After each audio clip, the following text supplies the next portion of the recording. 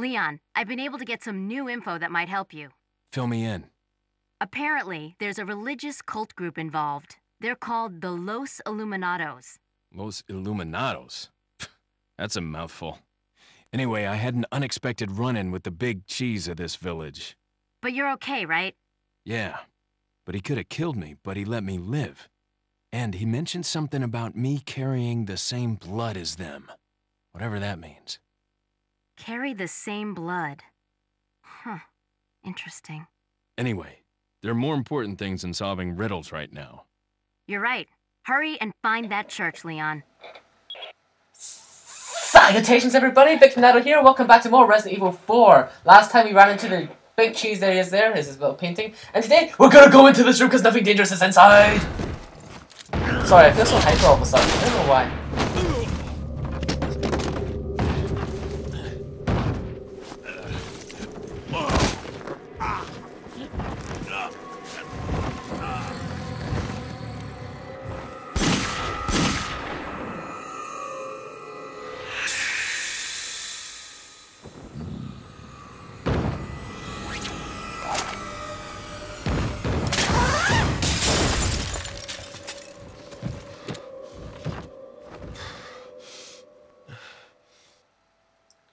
And after that non-mandatory cutscene, we learn that Leon is colorblind as he sees a red dress, even though there was clearly no red dress. Anyway, so actually, you know that last cutscene that played where Mendez talked to us and said, "You carried the same blood as us." Yeah, he actually can't. He doesn't talk for the rest of the game, so that's the only scene he talks. This must be a painting of that church. I hope Ashley's still okay. And let's do that scene. Remember from GoldenEye when you were in the factory and you like went to the toilet and you like bullied the guy? Let's do that. So we're gonna go in here and just blast this guy right there. Oh god, he is already like prepared. Usually he's like taking a piss. Well, not really taking a piss, but he looks, you know, he's got his back turned to you. Maybe they changed it for professional mode? I don't really know. Anyway, yeah, that scene was the last scene that Mendez will talk. And of course the plot thickens as it seems that we apparently have the same blood. I wonder what that means. Looks like the people in this house eat like normal humans. Or was it people? I didn't read it quick enough. I can't bother rechecking. Let's smash the glass here, get yourself an incendiary grenade. Don't know why you'd keep that in a cabinet. But here, it makes perfect sense to keep 1400 gold, or pesetas, in there. So, I'm gonna explore this. Oh, also, the colouring expertise in this house is much better, because look, who cooks an oven in a fridge? Not fridge, that's clearly an oven. Apparently I know household appliances. Sorry, I blacked out there, all my Pokemon seem to have fainted. Anyway, if you open this door here, slowly, get your sniper rifle out if you actually have one. Zoom in here. We actually have our first actual mandatory run-in with Dr. Salvador. Just pop him in the face. Yeah, he actually still has to do an animation where he starts up his chainsaw, so if you get first shot on him and send him to the ground quite quickly, you know, he's unable to attack so soon. So we're going to use this opportunity to take out all of his goons. Wow, he's running fast, and oh, frig. The throwing enemies are really the worst, and oh my god, this guy is like a trooper. He's hit me twice. I think I'm going to call him Pedro now, by the way. Not Fred, because Fred just sounds too friendly. And, okay, he's not flinching even though I'm shooting him in the face. That sometimes doesn't happen. He's just going back away to his house, and oh my god, okay, that was close. I don't usually like leading him into the house. I usually just try to kill him outside, but in this case I felt it necessary. Let's get the shotgun out. And that was really close. As soon as we kill Pedro over there, this should be a lot easier actually. But in the meantime, I'm gonna throw an incendiary grenade, which is finish the gun off, and then we can finish Dr. Salvador off myself. Actually, I forgot to mention last episode, even though I said I was going to elaborate on why I had a ruby. You know that mandatory scene at the start, you know, when you enter the village and everyone's attacking you? And you can trigger Dr. Salvador? There's actually a second Dr. Salvador you can trigger, and you want to fight both because they both drop a lot of money. If you fight the one by the gate first, kill him, like as if you're trying to leave the village, he will drop a ruby. And then you can trigger the one inside that building that I went into, remember last time, in episode 1, and he will drop a lot of gold. So this is an example of the ruby. It sells for a lot of money, so I recommend if you feel brave enough to take on 2 Dr. Salvadors, you know, actually doing this, because money's always good for upgrades and all that stuff, you know. That's probably one of the most attractive features of this game. Also, this treasure is really easy to miss, so get out your handgun in a second, but I've got to heal up first. Do I need to eat a fish? I want to sell the fish, so Okay, right, I'm gonna shoot this at the tree here. This is actually a secret treasure. Well, not really secret, but you know what I mean. And you can still hear the dog that I saved at the start. I wonder if you can still hear that dog if we didn't save him in like episode 1. And here we go. I don't actually know what to call this guy. He's the most like aggressive like member of the villagers. He's like in between the age of Pedro and the old man version. And this one is Knifey Wifey. She's totally Knifey Wifey. Wifey's kind of like what we call, well, I guess wives in Scotland, this grand old country. I also noticed in editing the previous episode that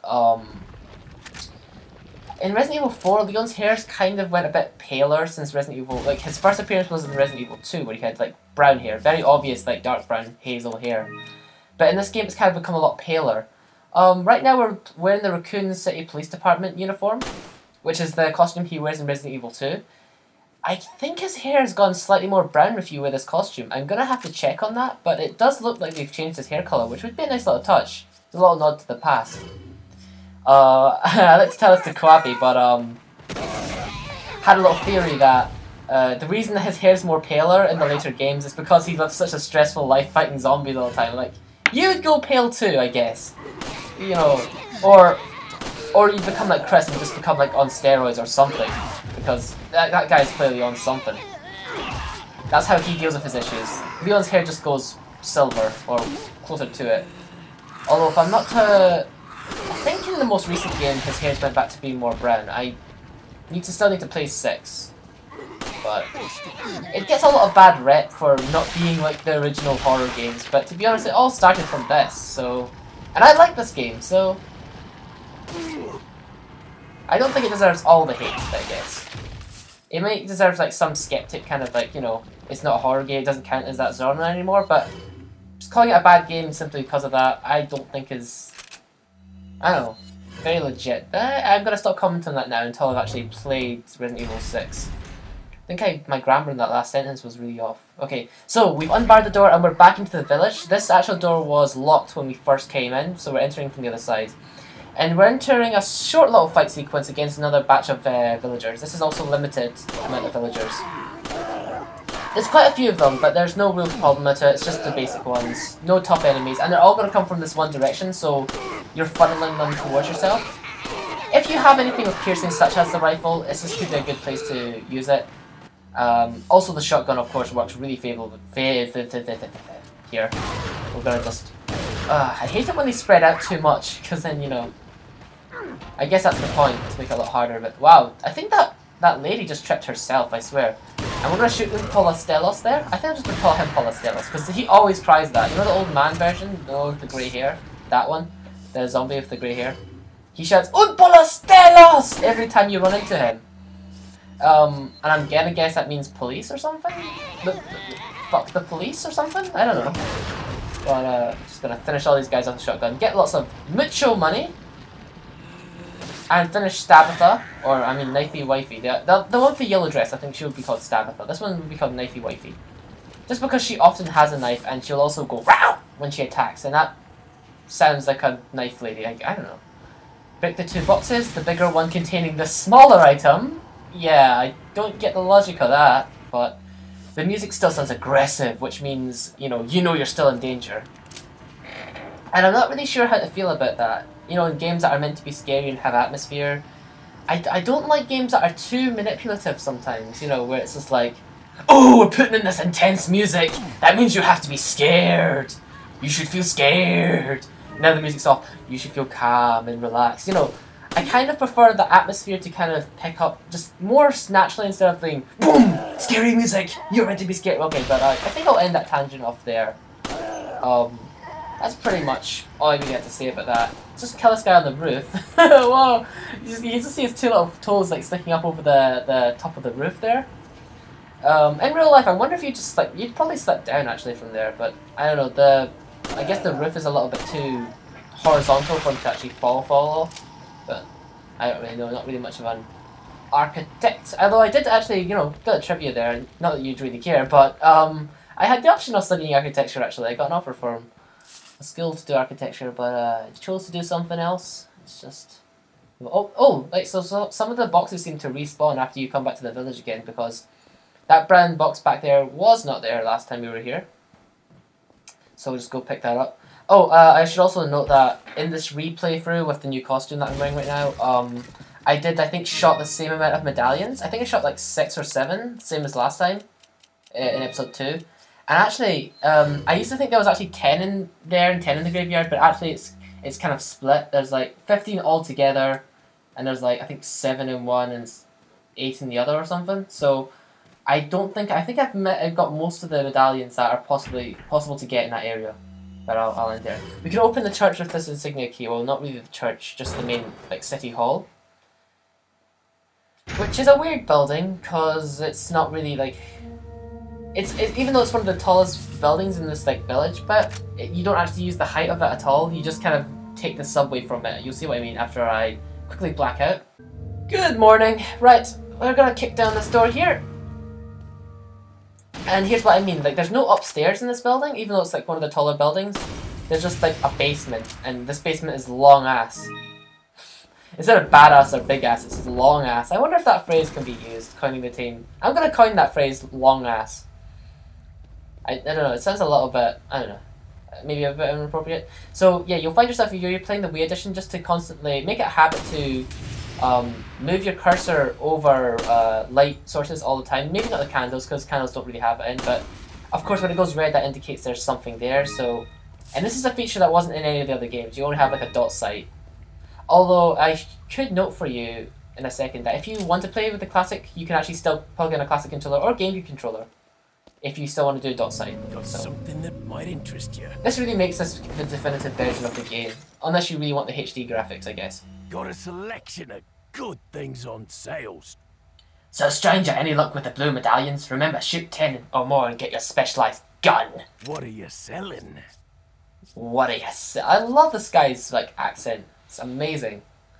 Anyway, elegant headdress. We're gonna sell the brass pocket watch. Of course, we're gonna save the elegant mask for now. Thank you. Is that all? I'll examine it maybe later on and show you why. Oh, also, I think we're gonna sell the fish. Like I said, they don't sell for that much, but you know, every little helps. Not to quote a certain phrase from a shopping brand. Thank you. What are you buying? Now let's buy some stuff if they've got anything new. I think this is the time I'm gonna buy the TMP. Yes, I'm gonna pick up the TMP. I don't know, I actually read a few guides online now that say they don't like the TMP. It's actually not as popular as I thought it was, but I love the TMP, I swear. Like, it's such a good gun to me. And I think I'll prove its usefulness later on, when we get into the situation. I don't like to shoot it very often, to be honest. I like to let the ammo stack up. And let's tune up the weapons that we're definitely going to be keeping. TMP is one of them, of course. So, stack these up, stack this up. Thank you. I'm not going to be keeping the original handgun or shotgun, so we're just going to leave those for now. Gonna slowly tap this door open because we're a gentleman now, or police officer. Don't want to scare away the people we're going to be interrogating first, you know. Right, so, going to be walking up this path. We're heading towards the church, if you don't know, and by the way, we're already there. We just walked underneath like a not too long underground tunnel, and we've already kind of changed location completely. Now, you're going to shoot these crows here, of course, to get the treasure, but as you do, you're going to alert the guards, and by guards, I mean Stabatha to the right. Out of all the different cries that you get from different people in this village, like, for instance, that one, you know, people have different cries when they notice you. I think that one that lady does that, Ayeta, is really, really scary. Her voice is just really, like, gruff. It kind of makes me feel like I'm in trouble or something. Like, when you're a kid and there's, like, this old woman or auntie across the street or whatever, and she's like, she saw you do something, like you kicked the ball onto the road in front of a car, and she'd be like, get off the road! You know, it's that kind of voice, and it just immediately startles me when I hear that voice. I also don't really like that guy that we just killed there, the kind of younger villager Ganado guy. I'm just gonna shoot the blue pigeon because like his voice is just sounds really whiny. Like, he's like, I can't even do an impression right now. I'll have to hear it again. So just gonna shoot the blue medallions. As you can see, I already shot 10 of them, and that's already in this guide or walkthrough, I guess, or playthrough or LP. Every possible one you actually need so far. I mean, you don't actually need to shoot 15. There's no bonus, I guess, unless you're really like a completionist to getting every single one.